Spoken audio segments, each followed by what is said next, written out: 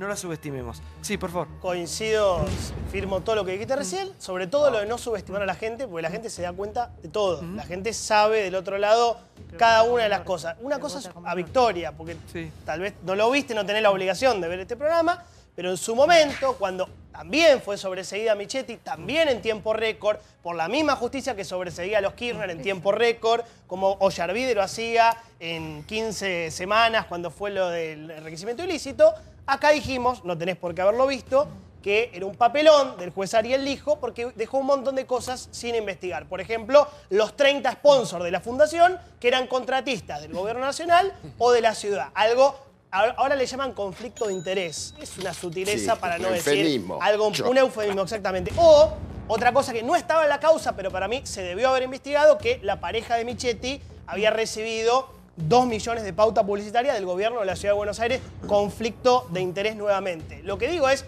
hace falta una democratización de la justicia, porque si no, vamos a seguir siempre en la misma, después vendrá el próximo presidente y no pasará nada. Ollarvide era uno de los jueces de la servilleta que dijo Cavallo le había mostrado Corach. La servilleta de Corach, donde estaban Liporazzi, Bañasco, Bonadío, Literas. Entonces, están más o menos los mismos, se agregaron algunos que tienen los mismos comportamientos corporativos. Pero ¿dónde está la responsabilidad de los medios? Me parece, yo creo que hay que separar la paja del trigo. Yo creo que el periodismo de investigación está ayudando mucho en este momento, si no, no sabríamos nada de la causa Odebrecht, ni muchas de las cuestiones que lo está encarando. Por eso lo odian. Completamente. Por un lado, creo que ahí hay un valor. En segundo lugar, la justicia funciona muy mal y lo de Ollarvide es paradigmático de lo que no hay que hacer, claramente. Y lo tercero, que si no nos ponemos de acuerdo con una reforma judicial, nada va a pasar acá. Sí, pero vos decís, es paradigmático de lo que no hay que hacer lo de Ollarvide. ¿Y dónde está la justicia para Ollarvide? Claramente ha funcionado con pésimo. Tantas acusaciones. No, y está bailando por ahí de cualquier manera. Bueno, es el paradigma de pero lo que no debe ser. ¿Entiende el mensaje cuál es? Es que si no funciona para Yo lo nadie. que le quiero preguntar a la señora. Entonces, ¿para qué venís al programa si sos política? Para invitamos nosotros, para contar lo que haces, para lo que vas a hacer, Pero tenemos que para lo que pensar vas igual, a votar, Pachano, tenemos que pensar igual. Porque hablas siempre sobre el que habla. Un minuto. Te pregunto, ¿qué vas a hacer? ¿Vas a votar leyes mejores para que esté la justicia en el lugar que tiene que estar? ¿Qué hiciste hasta ahora? Bueno, si querés... No, decime qué hiciste hasta ahora puedo contar concreto. porque es la primera No vez me que me hables, no me hables presento una pavada elección, de no, pero- pavada de pavada. Si Decime querés que te concreto cuente, qué hablas. te cuento. Pachano, Si querés te cuento, soy precandidata a concejal de Unidad Ciudadana en la Ciudad de La Plata. No fui nunca votada por los vecinos de la Ciudad de La Plata, es la primera vez que me presento a una elección, pero sin lugar a dudas creo profundamente que hay que respetar las instituciones. Tenemos la posibilidad de pensar distinto, Pachano. No tenés que pensar como yo ni yo como vos. Yo creo... Yo no me interesa cómo Creo pensás, realmente en que hay que ir hacia una reforma judicial, porque creo que la justicia, te lo dice la gente cuando caminas, es una de las instituciones con menor... La gente no cree en la justicia. Como no cree en la justicia, producto también de que hay condenas, y no En estoy eso estamos diciendo... todos de acuerdo, ¿eh? Hay periodistas que hacen una labor extraordinaria. Digo que cuando alguien condena desde el pupitre, desde la tele, no me parece que estemos ayudando. Me parece que hay que construir instituciones sólidas, un consejo de la magistratura que enjuicie a los jueces corruptos, a los jueces que fallan en contra de la ley. Los jueces hablan por sus sentencias y tienen que ir al consejo de la magistratura. La verdad que lo que podemos pensar distinto. Mi partido tuvo un intento de democratizar la justicia y no tuvimos el consenso en la Cámara de Diputados. No lo hicimos por decreto, fuimos a la Cámara ¿Pero por qué y la no tuvimos. expresidente dijo, acusó Suerte. al Poder Judicial de ser un partido? ¿Eso te parece que no es sesgar?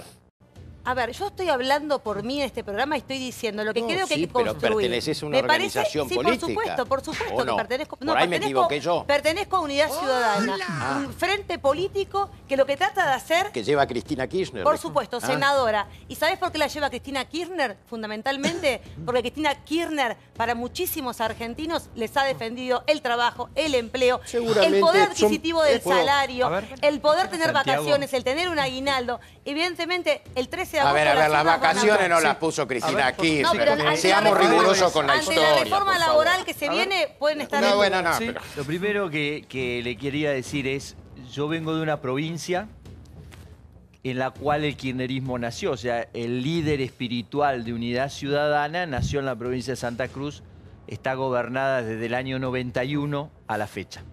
Nunca en Santa Cruz hubo una denuncia, o mejor dicho, hubieron muchas denuncias de corrupción, nunca hubo nunca hubo la justicia, ningún caso de corrupción haya detectado o haya sentenciado. Este es el primer punto. Segundo, el Consejo de la Magistratura en mi provincia está dominado por la parte política del kirchnerismo, o sea que tiene control sobre el Poder Judicial. Este año fue nombrado juez en la provincia de Santa Cruz el cuñado de Máximo Kirchner, que además había sido denunciado penalmente. ¿Qué le quiero decir con esto? Unidad Ciudadana, kirchnerismo, en mi provincia tiene control absoluto del Poder Judicial. Yo camino la provincia durante mucho tiempo y esto que vos mencionás, esta bronca de la gente contra los privilegios de la política o contra el Poder Judicial, esto que menciona Aníbal, eso es así. Y la verdad es que todo esto se cambia desde la política. Yo me he metido en la política en el año 2007-2008, embroncado por la falta de libertad, por el miedo, por la persecución con la FIB, la CIP y todo este tipo de cosas. Y es del lugar de la política. Desde el Congreso intentamos hacer modificaciones, pero no hay poder a veces para poder avanzar en muchas de estas modificaciones. Entonces, a veces cuando se generaliza, ¿no? Todos los políticos son todos payasos, no lo creo. Creo que tampoco ayuda a recuperar la esperanza de la ciudadanía en la política. Es cierto que se ha avanzado lento, pero yo recuerdo que cuando se metió preso a Lázaro Báez, la verdad es que todos decían que a los 2 meses iba a estar libre. Que cuando se metió preso a López también, y Jaime, pero yo creo que hay un avance, yo creo que falta muchísimo. No, a López se lo encontraron. Sí, por favor. Y la causa que le plantearon a usted, señor Costa, de haber hecho un negocio ilícito con la dictadura militar con caños, y que dicen que eso fue la base de su fortuna para hacer los hipermercados en todas las provincias del sur. ¿Llegó a juicio o fue solamente un comentario? No, eso fue nada, no existió eso. Mi padre fue telegrafista y fue petrolero, fue estibador en el puerto y comenzó con una ferretería pequeña en el año 70. Y fíjese, del año 70 a hoy, lo que hemos construido fueron 17 sucursales, 18 sucursales. Esto es una mentira, no, Costa, pero es acá una hay falacia un expediente construida. que dice que Néstor Méndez le dio en 2004, el 12 de junio, 29.000 metros cuadrados en el Calafate a 7,50. No me dio eso, me dio una cantera. Le estaban dando, le entregaron 10.000 lotes en Santa Cruz y cuando nosotros decidimos ir con... Espera, vos me preguntaste. Decidimos ir a invertir con un hipertehuelche, dijeron... ¿Sabes qué? A vos no te vamos a dar un terreno, a vos te vamos a dar una cantera y tuvimos que invertir $800.000 para tapar una cantera. Nosotros no vendieron un terreno como a Néstor Kirchner o a Cristina Fernández de Kirchner o a Máximo Kirchner que se quedaron con 50 hectáreas de las mejores de Calafate. A mí me dieron una cantera que la tuvimos que rellenar. Pero independientemente de eso, fuimos y lo hicimos. Stiglitz, el Premio Nobel de Economía, dice que después de muchos años de llevar la economía del mundo y haber sido premiado con el Premio Nobel, los ricos terminan ricos y los pobres terminan pobres. Así que la familia suya es una excepción. Camilo, lo que usted dijo que no había que hacer, lo hizo. Quiero hacer una pregunta. Lo que acaba de decir que no había que hacer es lo que hizo. No estoy diciendo que es una excepción. No lo estoy acusando de nada. Desde el año 67 trabajamos. Por eso. Le hizo una pregunta, no lo acusó, le hizo una pregunta. Le quiero hacer una pregunta. Usted es candidato para senador. Sí. Senador. Y la que está abajo tuyo, ¿cómo se llama? Que es una, que no recuerdo ahora el nombre. María Belén Tapia. Es un amor de mujer que se saca fotos con pumas muertos en la. ¿En serio? No. Hace campaña con el puma que lo mató. Es algo muy, muy agradable para alguien, ¿no? Que tengas como primer candidata a un ser así tan despreciable que hace propaganda y hace con matar, el disfrute de matar a alguien. Le cuento el caso ese. Lo primero es verdad que la candidata senadora se sacó una foto con un puma muerto. Es verdad eso. Sí, es verdad. Segundo, le quiero decir es que el puma en mi provincia es una plaga. De hecho, el gobierno paga... El gobierno paga a los productores por matar. La mujer también se disculpó y la verdad que está mal. Sí, se disculpó por haber hecho. No es que además ella lo haya hecho ella, sino que acompañó a un grupo. Era linda la foto. No es una linda foto. Yo lo comparto, no es una linda foto, no, para nada. Está bueno para hacer campaña. Para nada. bastante desagradable. Es como Banucci, ¿no? Bastante desagradable. Vamos a ver qué pasó con cuestión Venezuela, porque hoy finalmente se pidió el Vaticano. Habló finalmente el Papa y esto dijo, mira. Yo exijo trabajo. La constituyente venezolana, a como dé lugar. Vinimos aquí no a destruir nuestra constitución, no. Vinimos a apartar del camino todos los obstáculos, todas las arbitrariedades dictatoriales que han impedido ejercer la validez material de nuestra constitución.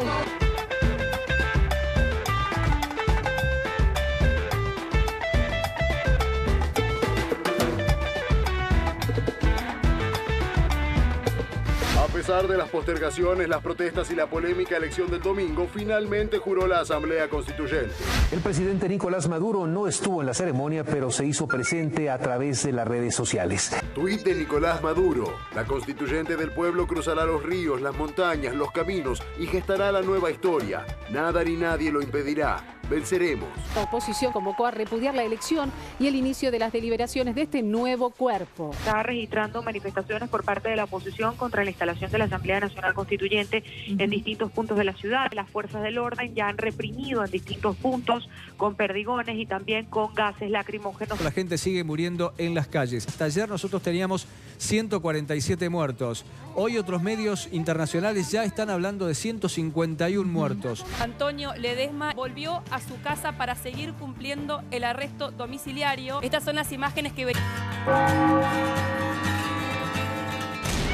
en Venezuela. Papa sentó posición. Después de recibir críticas por su silencio en semanas de tanta convulsión, Francisco se refirió a la Asamblea Constituyente. ¿El Papa tardó en reaccionar o fue el primero en alertar sobre el conflicto? Finalmente, el Papa Francisco habló sobre Venezuela. El Papa Francisco pidió que se evite o se suspenda esta Asamblea Constituyente en Venezuela. Las fuerzas de seguridad deben abstenerse del uso excesivo de la fuerza. Las palabras del episcopado venezolano resonaban en el corazón y en la mente del Papa Francisco. Él ha estado ciertamente muy pendiente. Seguo con particolare apprensione quanto sta accadendo in questi giorni in Venezuela. Debemos suponer que en los últimos meses, las últimas semanas, hubo gestiones del Vaticano, de la Santa Sede. Ciertamente que sí. Auspico vivamente che cessino quanto prima le violenze e le hostilità. Surgió esta posibilidad, se le hizo la solicitud al Papa Francisco y en tiempo récord, bueno, se cuadró esta reunión para que por fin, definitivamente, se instale una mesa de diálogo en Venezuela. Quizás lo que se le achaca a Francisco es que no haya tenido una posición tan contundente y activa como tuvo en otros conflictos.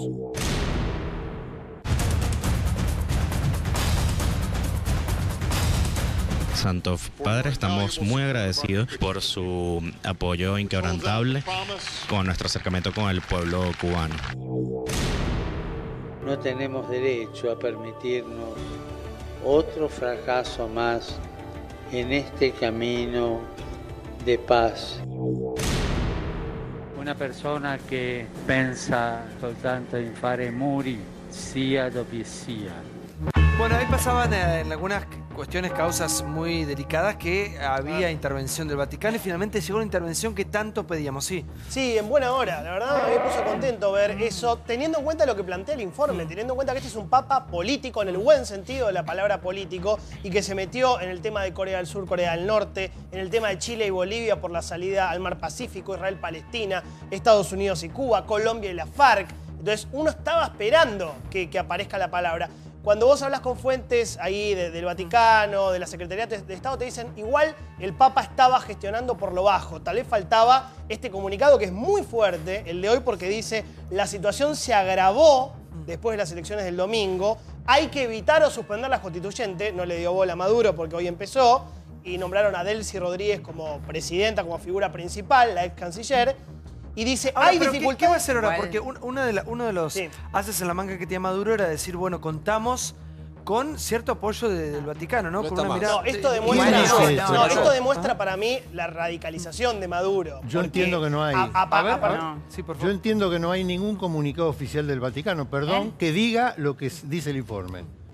Hasta las 7 de la tarde no había ningún informe, no había llegado ningún papel al gobierno venezolano. Martín, se emitió un comunicado hoy donde dice que no tiene significado. Una cosa es lo que dicen del Vaticano y otra cosa es que se dice que se suspenda la asamblea. No dice que se suspenda la asamblea. Que no tiene valor, desestima la asamblea. No Martín. dice eso en ningún ¿Y lado. qué dice? Dice otra cosa, preocupado por la violencia. Perdón, dice hay que evitar Es falso. No sé dónde está leyendo el señor García. Es falso, no hay ningún comunicado oficial del Vaticano. Vaticano. El Vaticano, un momento, ahora lo buscamos, pero quiero hablar. La situación verdaderamente del Vaticano hoy a nivel diplomático, y no hay medio de comunicación en el mundo entero que no lo haya dicho. Es una operación. Porque en primer lugar el Vaticano ya había tenido un fracaso muy alto porque intentó y anunció un diálogo que nunca empezó. Claro. Eso fue una situación muy incómoda para el Papa. Y además es un hombre muy diplomático el Papa. Pero García dice que es una operación. A ver, por favor. Empieza la asamblea. Sí. Bueno, nosotros la verdad que estábamos esperando un poco un pronunciamiento un poco más profundo del Vaticano y hoy finalmente llegó. Pero al margen de esto, la verdad es que la preocupación es extrema para los venezolanos porque imagínate que después de más de 130 muertos en los últimos 3 meses, un país que está entrando en una dictadura, una Asamblea Nacional Constituyente que no representa absolutamente a nadie, la verdad que nos pone en un plano de profunda tristeza, pero al mismo tiempo con mucho optimismo, porque vemos que finalmente el planeta entero y los organismos multilaterales están acompañándonos en el proceso de entender que hay una dictadura de plano en Venezuela y que finalmente por la vía electoral, que es la vía por la que se definen, digamos, las cosas en la democracia, la que el gobierno se robó el año pasado con las gobernaciones, la que el gobierno se robó anulando la Asamblea Nacional y la que el gobierno se está robando con una Asamblea Nacional Constituyente que no representa a nadie y con electores que no existen. Entonces estamos, si bien muy preocupados y tristes por los muertos, muy optimistas que estamos muy cerca de lograr el recambio por la vía constitucional, por la vía electoral, por la vía de la democracia, que es la única que nos interesa y la única con la que queremos. Perdón, ¿podemos leer textual para que quede claro? Acá está, Me gustaría, tal vez acá se generó. Leo la parte que para mí es la más importante. Dice, al mismo tiempo, la Santa Sede pide a todos los actores políticos y en particular al gobierno que se asegure el pleno respeto de los derechos humanos y de las libertades fundamentales, como también de la vigente Constitución, se eviten o se suspendan las iniciativas en curso como la nueva constituyente que, más que favorecer la reconciliación y la paz, fomentan un clima de tensión y enfrentamiento e hipotecan el futuro. Después dice, se creen las condiciones para una solución negociada. La Santa Sede. Dice la Nación, dice... No, es el comunicado. Lo dice Infobae también. Lo dice... Perdón, chicos, no lo dice la Nación, no lo dice Infobae, lo dice la Santa Sede. Lo que pasa es que ustedes ven canales que viven otra realidad y que no lo publican. Por favor. Desde enero que el Vaticano había invitado a Venezuela a establecer un camino de diálogo, obviamente fracasado, como bien decía Natalia, hubo distintos canales por los cuales el Papa trataba de intervenir. En principio, recibir a Maduro. Después, la Iglesia Católica en Venezuela hablaba a través del Observatorio Romano, que es el diario oficial del Vaticano. No me diga en todo caso que el Papa lo va a desconocer. En varias homilías, el Papa pedía por una moderación de la violencia y que se respetaran las garantías constitucionales del país. Ahora, ¿qué es lo que pide el Vaticano? Esto, lo mismo que está leyendo ese comunicado, que es de la Secretaría de Estado del Vaticano. Está bien, llega después de 153 muertos, quizás un poco tarde para el Papa. En todo caso, le habrá faltado la carta, así como le mandaba a Milagro Sala y a tantos presos políticos, que le hubiera mandado también a las víctimas, y en todo caso a los presos políticos que hay en Venezuela. Pero lo cierto es que el Vaticano viene moderando un poco y tratando de levantar un poco más la apuesta, en todo caso, para poder establecer otra vez un diálogo político, que está claro que Maduro lo hizo yo. La constituyente ya asume. No, yo creo que la posición del Papa no me parece, digamos, tarde, me parece que la celebro, me parece muy oportuno que ante tanta violencia, tanta muerte, que independientemente de que si estamos de acuerdo con la Asamblea Constituyente, si votaron 10 millones de personas en esa y en esta no, yo creo que pero vos reconocés que es del Papa, ¿no? Es del Papa. Estamos todos de acuerdo, ¿no? Yo reconozco... No es un invento de los medios de comunicación. No es de Infobae, es del Papa. Dios, salió en todos los medios. Ah, no, creo está bien, pues me asusté como que de golpe. No, como de golpe, digamos. No dijo eso ella, ¿no? Ella dijo eso. no. Por eso, para que quede claro. De entrada dije que me parece muy buena la posición del Papa, mediando en semejante situación de violencia, que me parece que lo saludable sería que justamente Venezuela entrara en un proceso de diálogo. Y me parece fundamental también la posición de Argentina ayudando y colaborando a generar ese consenso y ese diálogo. Me parece central la figura de un presidente llevando esa voz de la Argentina. Yo tiene la nota de recuerdo. ¿Quién la tiene membretada con la firma del Papa? ¿Me la pueden pasar? ¿Te parece lo mismo 10 millones, 8 millones? No, me parece que se sometió al voto popular y no soy quien para decir si ahí hubo o no trampa o ilegalidad. ¿Cómo no te va a importar como política si votan 7 millones o 10 millones? No, yo no estoy diciendo si me importa, no. Digo que hubo una asamblea constituyente que se votó. Que yo no estoy en Venezuela ni soy un organismo para poder decir si...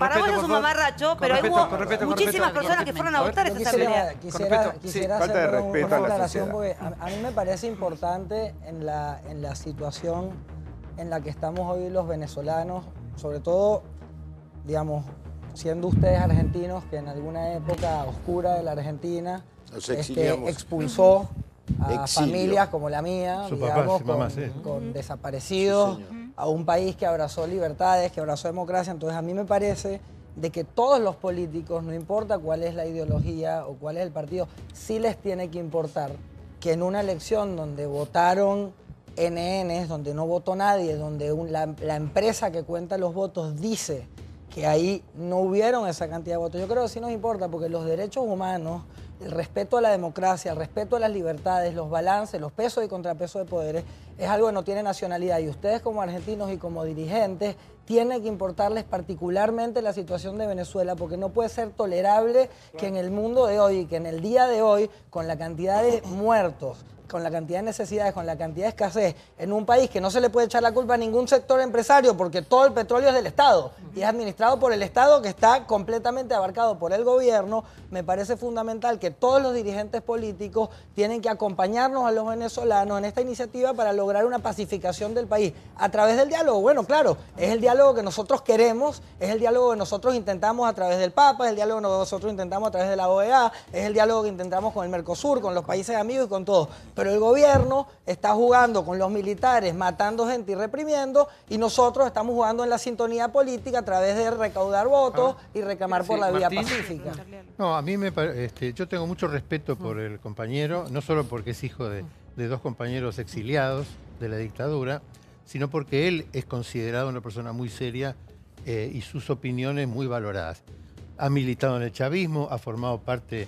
Nunca milité en el chavismo, perdón. Bueno, pero usted estaba en el partido... No, hace 15 años que trabajo con la oposición, trabajé en la Coordinadora Democrática y posterior en la Mesa de la Unidad. Jamás he militado en el chavismo, nunca en la vida he militado en el chavismo al día de la fecha, y puedes ver registros y declaraciones mías del 2002 a la actualidad. Igual gracias por el respeto, también te valoro tu opinión. Y yo sé que hay diálogos ya en este momento con sectores progresistas de la oposición, y también que no solo hubo 8 millones de votos, que no me parece que no votó nadie, me parece, digamos, muy curioso que después de que votaron 8 millones de personas se diga que no votó nadie. No, dice la empresa. Señor García, el tema es que la democracia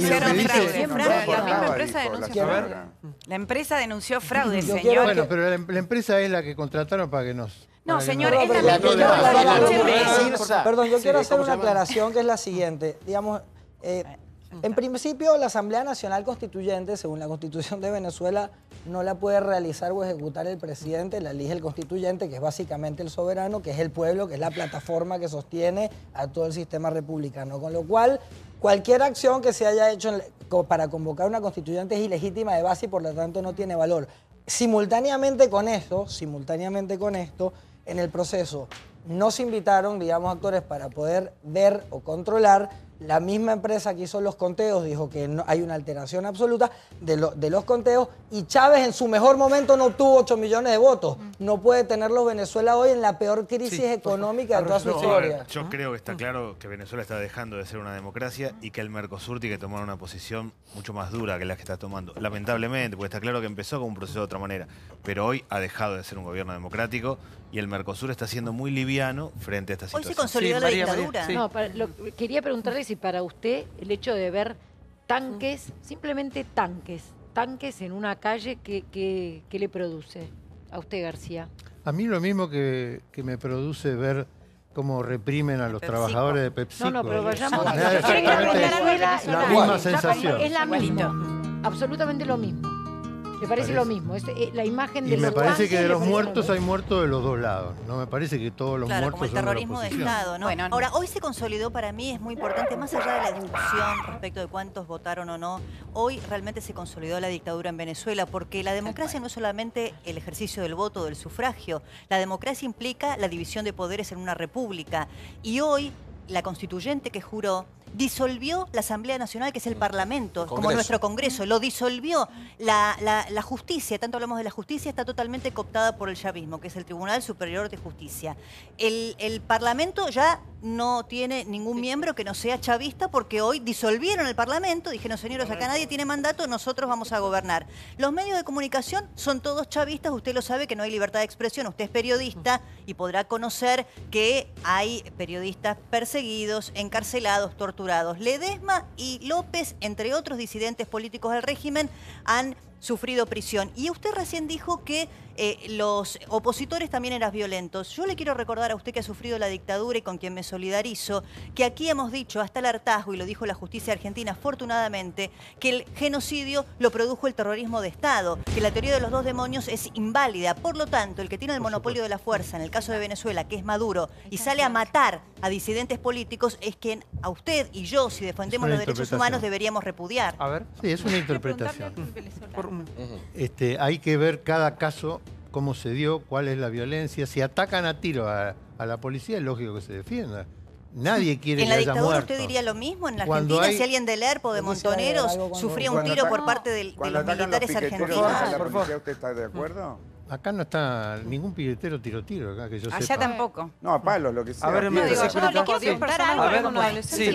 Le quiero preguntar algo al compañero venezolano que dice que te manifestás con un poco de esperanza, lo cual me sorprendió de alguna manera, porque los amigos que tengo venezolanos, la verdad que siguen desesperados, pero lo veo como algo bueno. Bueno, nosotros estamos, si bien desesperados y tristes por la situación que es nefasta, que nunca la habíamos tenido en la historia. Venezuela es un país demócrata de toda su historia, digamos, la segunda democracia más antigua de la región. El optimismo que tenemos es que porque se han logrado varias luchas muy importantes para el país. La primera es que este año el mundo entero reconoció que en Venezuela hay un régimen que no respeta, digamos, el Estado de Derecho, que no respeta la división de poderes, que no respeta la oposición, que usa el poder militar como último bastión de soporte para gobernar. Entonces, en el ámbito internacional hemos tenido conquistas fundamentales y en el ámbito nacional nosotros entendimos, a la luz de una constituyente en la que no hubo gente, y aunque hubiera ido 1 millón de personas, deben ser los empleados probablemente del Estado. Cada vez peor a nivel obviamente, violencia. Entonces entendemos que la presión de calle que hoy se está llevando por la sociedad civil, porque aquí en Venezuela dinero la gente no tiene, comida no tiene. No, ese es el tema, que no solo son los muertos, porque acá estamos siempre hablando de los muertos, la gente no tiene nada. Entonces el plan, lo complicado, el desafío que tenemos nosotros como oposición es, si nosotros queremos ir por la vía electoral y el gobierno te reprime por la vía armada, estamos hablando en dos sintonías diferentes. Por eso es fundamental que la comunidad internacional termine de aceptar y de sancionar a los funcionarios, cosa que venimos reclamando y que esperamos. La Argentina debe ser muy solidaria con Venezuela, porque en la época de la dictadura muchos argentinos se exiliaron en su país. Además, yo tengo mucha información y quiero preguntarte a vos. No tengo tiempo. Que es muy interesante, muy cortito. Si también las Fuerzas Armadas de Maduro controlan el narcotráfico en tu país? Bueno, Venezuela tiene una cantidad de demandas como un narcoestado, entre otros los sobrinos del presidente de la República, que están presos, que lo encontraron con más de 1000 kilos de cocaína en Panamá. Yo no creo que eso es una conspiración de la CIA, ¿no? Ahora seguimos. Los dolores de cabeza que nos trae Panamá, por favor. No. Bueno, ya seguimos. En un instante tenemos un editorial que escribió Luis Novarecio, que es muy interesante, que habla de la inseguridad. Y alguien dijo por acá, los boludos, que nos sentimos siempre, les pido que se queden. Montero, no me gustaría que se queden un ratito más, por favor, para hablar con ustedes. Bueno, en Infobae sale publicado un editorial de nuestro compañero Luis Novarecio, que me parece que refleja un poco cómo se está viviendo aquí en la ciudad. Cuestiones de inseguridad aquí en la ciudad, cuestiones de inseguridad que hay en todos lados. Acá vamos a un caso, un hecho puntual aquí cerca del canal, ¿no? Obviamente es que esto excede la capital, esto es en todo el país. A los argentinos no nos cuida absolutamente nadie, mirá. La impotencia en primera persona. Desgarradora editorial de Luis Novarecio sobre un hecho de inseguridad del que fue testigo. Vio con sus propios ojos cómo un ciudadano era víctima de una modalidad de delito que ya se ha cobrado muchas vidas en Argentina. Los motochorros.